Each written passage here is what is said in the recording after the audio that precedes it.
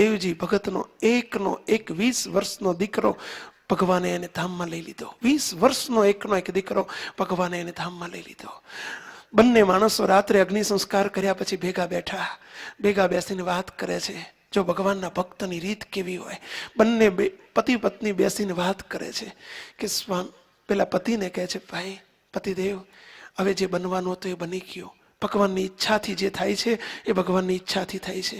હવે આપણે ગમે એટલું રડીશું તોય તે બનવાનું નથી. જે થવાનું હતું એ થઈ ગયું છે. હવે ભગવાનના ભક્ત અને ભગવાન સાંભળે એટલું સુખ, ભગવાન ભૂલાય એટલું દુઃખ. રડારોડ કરીને કરીશું શું? એક કામ કરો, પેલા ઘરના ધર્મપત્નીને કહે છે, તમે આ ઘરમાં ભેંસો દૂધની છે, ઘી ઘણું ભેગું થયું છે, તમે ગઢડા જાઓ, ભગવાનને રસોઈ આપી આવો. અને સંતોને ભગવાનને, હું જાઉં વાડીમાં જઈને અઠવાડિયું 10 દિવસ 15 દિવસ રહીશ.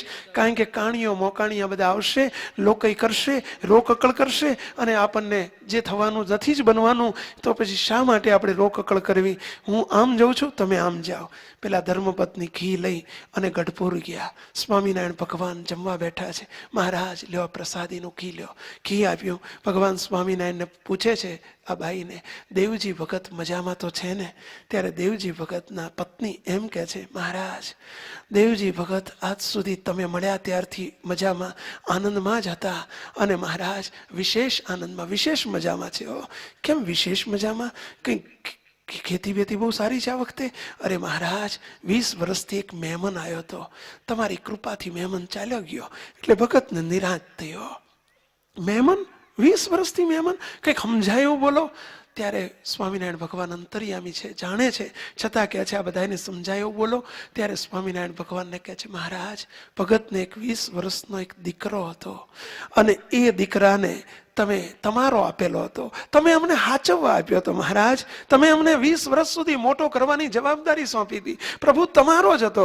અને 20 વર્ષ જેમ પૂરા થયા, અને જેમ થાપણ કોઈને પાછી આપી દેવી પડે, બેંકમાં કેશિયરને કરોડો રૂપિયા કોઈ જમા કરાવવા જાય એનો આનંદ નથી, કોઈ લઈ આવે તો કેશિયરના હૈયામાં દુઃખ નથી, કારણ કે સમજે છે કે હું તો વચ્ચે લેનારો ને દેનારો છું, માલિક હું નથી, એટલે એને કોઈ હરખશોક નથી. એમ હે પ્રભુ, તમે મને હાચવવા માટે અમને આપ્યો તો એ તમારી વસ્તુ તમે લઈ લીધી. અમારી માનીએ છીએ એ જ અમારું અજ્ઞાન છે. માટે હે મહારાજ બહુ કૃપા કરી કે મહેમાન ચાલ્યો ગયો. હવે ભગતને આ સુધી ચિંતા રહેતી હતી ખેતી વધારવાની, ઘર નવા બનાવવાની. નિરાંતે ભગવાન વધશું અને સુખે તમારી ભક્તિ કરશું. માટે મહારાજ બહુ દયા થઈ ગઈ. સ્વામિનારાયણ ભગવાન બહુ રાજી થઈ ગયા. ભગવાન જોડે બેઠેલા ભક્તોને, આપણા જેવા સૌને પૂછે છે કે તમને તમારા ઘરના સભ્યો અને તમે મહેમાન છો એવું દેખાય છે? સમજાય છે? લાગે છે કે આ ભગવાનની આપેલી થાપણ છે? આવું સમજાય છે?